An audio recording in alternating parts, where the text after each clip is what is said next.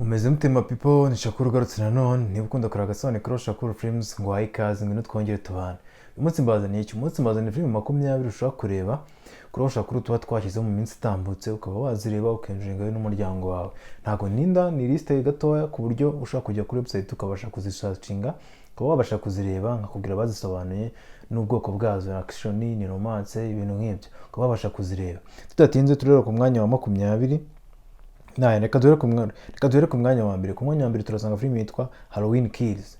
Halloween Kills ni film ya horror yakozwe na Sankara. Niba ukunda zira filme zijyanye n'ibintu bya horror cyangwa ibintu biteye ubwoba ushobora kuyireba kuri website. Halloween Kills ni film twashyizeho.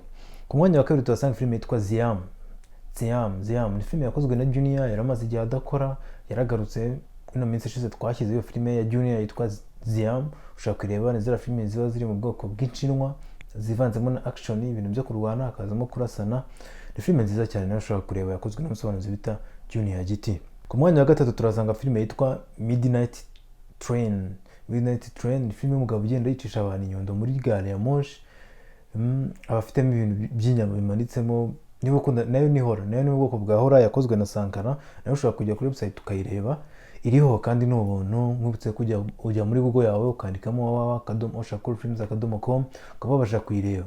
Ku mwanya wa kane turasanga film yitwa The Forever Purge nayo yakozwe na Sankara.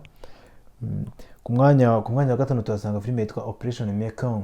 Film yakozwe na Gaheza, yari yarigeze gukorwaho na Pike. Ngira ngo niba ukunda kureba film, hari film wabonye yimbwa yirukanka mu bisasu ahantu inyuze n'umugabo baba bari kumwe nawe akaza hanyura nyuma. Niyo film yitwa Operation Mekong. Reba ka video rero urabibona, reba ka video ukuntu kameze. Ino mbwa niyo iri muri iyo film yitwa Operation Mekong. Ushaka kujya ukayireba. Yitegurure yitegurure ziba zaratojwe. Ku mwanya wa gatandatu turasanga film yitwa ngiki. Ku mwanya wa gatandatu turasanga film yitwa High School Return of Gangster. Ni film yakozwe na Savimbi, yaranakunzwe cyane. Naga season gato gafite episode 8 k'akanyakoreya. Niba warukumbuye utunyakoreya, niba ukunda utunyakoreya ushaka kujyaho nawe ukayireba. Ni film nziza cyane, iri trend irakunzwe. Episode 8 gitiranye naga rizazi ni ndende. Naga film keza yagasobanuye neza, nanjye narakarebye. Naga film k'umupeti utabarwa n'ikihebe, ariko icyo kihebe cyaje gikunda kwiga, yamutabara icyo kihebe kigapfa. None bakaza kuramplace umubiri, ikihebe kigafata roho, ikihebe kigafata umubiri uwo mupeti, ariko roho ikaba ari ya cya kihebe kuko ikihebe cyo kiba cyamaze gupfa, bakajya bahinduranya. Naga film gateye amatsiko, ushaka kujya ukareba High School Return of the Gangster. Film nziza cyane ushobora kureba ugakunda niba ukunda filime z'inyakoreya z'amadrama. Yes, ku mwanya wa karindwi turasanga iyo film. Ku mwanya wa kane turasanga film yitwa 24 Hours to Live cyangwa se amasaha 28 yo kubaho. Nayo ni film nziza, iri mu bwoko bw'ama action. Ni umugabo nawe bamuha mission yo kujya kwica umuntu, bakamuheza n'ibiceri, akagenda ahubwo uwo mugabo akariwe bica. Bamara kumwica bakongera bakamuzura kubera ko amakuru y'awo muntu wo kwica aba aherereye aba yayamenye. Yaba yayamenye rero bikaba nko bongera bakamuzura. Abo bamuzuye rero bagahita bashaka kumwica bamaze kubaha amakuru bashakaga. Bakaza ibintu byo guhigana. 24 Hours to Live film yakozwe na Savimbi. Ushaka kujya kuri website nayo ukabasha kuyireba. Hari indi film rero yitwa Unspeakable Sins. Ni film y'umugabo, aba ari umugabo w'umukire, afite umugore bibanira, ariko umugabo afata umugore nabi. Umugore rero ni wa bagore umugore ntago mfata nabi umwaka umwe, imyaka 2, imyaka 3, imyaka 4, imyaka 5 agifashwe nabi. Umugore ahitamo kujya kuri za mbuga zishakirwa abakunze nka za Tinder n'izindi zira. Waba ari n'uburyo bwo gusacinga SF, search for ugasacinga umuntu mugahuza, mukagenda mugakora ibyo mukora bikarangira. Noneho babona nk'akajama bagakundana, bakajya babinoza bikarangira, ariko bakabigira akamenyero, bakajya bahura cyane. Noneho umunsi umwe icyo kijama kiza gukunda uwo mugore, kandi umugabo w'uwo mugore aba ari umuntu mubi cyane, nta mikino abagira. Bikaza kurangira rero bahuriye muri restaurant ari kumwe n'umugabo we na kakajama kari aho ngaho. Kakajama umugore yajya muri douche, kakajama kakamukurikira. Umugabo agahaguruka akaza akabona umugore waratinze, kumbe baba bari gusambana muri toilette. Umugabo agahaguruka akaza agakurikira ngo ajye kumenya bimeze bite umugore wanjye ko yatinze. Akomanze mudamu wariki wakinazwi arakomanga. ¿Estás bien? Elena, ¿me neza? Ahorita salgo. ¡Me neza! irebe, yitwa Unspeakable Sins. Tugeze kuri episode ya 12. Ni filime nziza cyane yakozwe na Sankara, filime nziza cyane wareba ugakunda, ariko ntabwo yemerewe kurebwa n'abantu bari munsi y'imyaka 18 kuko harimo ibikorwa bitagenewe abantu bari munsi y'iyo myaka. Yes, ku mwanya wa 9 turasanga filime yitwa Netsa Part 2. Ni filime ya cartoon iri trend bya Atari 2025 yakozwe na Master P. Ushaka kujya kuri website nayo ukayireba neza, igice cya 2 iriho. Ku mwanya wa 10 turasanga filime yitwa Bailavam. Ni igihinde cyakozwe na Faye. Niba ukunda Faye, wari ukunda filime zakora, nawe ushaka kujya ukayireba.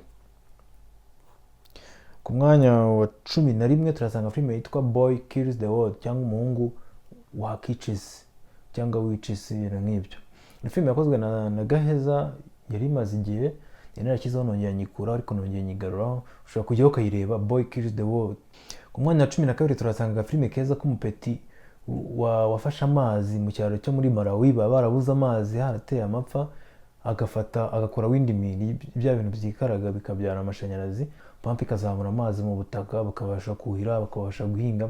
Ni filime nziza bayita Boy Harnessed the Wind, cyangwa umuhungu wakoresheje umuyaga.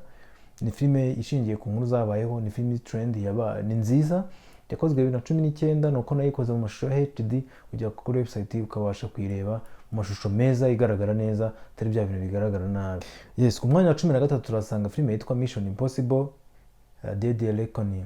Ni filime yakozwe na Rocky, yo yari imaze iminsi nayo, nuko nabonye kuri website itariho nkayishyiraho. Wenda ushobora kuba warayirebye, ariko niba utarayirebye Mission Impossible wajya ukayireba. Ni igice cya 7 niba nibuka neza.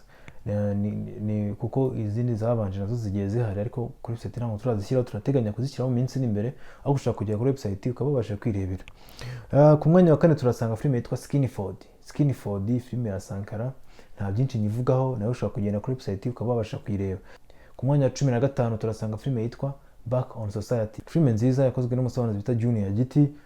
Ni bwoko bw'inshinwa, hazamo kurasana na action muri make, ariko hakazamo za gahunda z'abashinwa baba barasana bagira ati banarwana n'imigeri, ibintu nk'ibyo bivanzemo by'ibiyobyabwenge, bari aba boss, ibintu nk'ibyo ngibyo.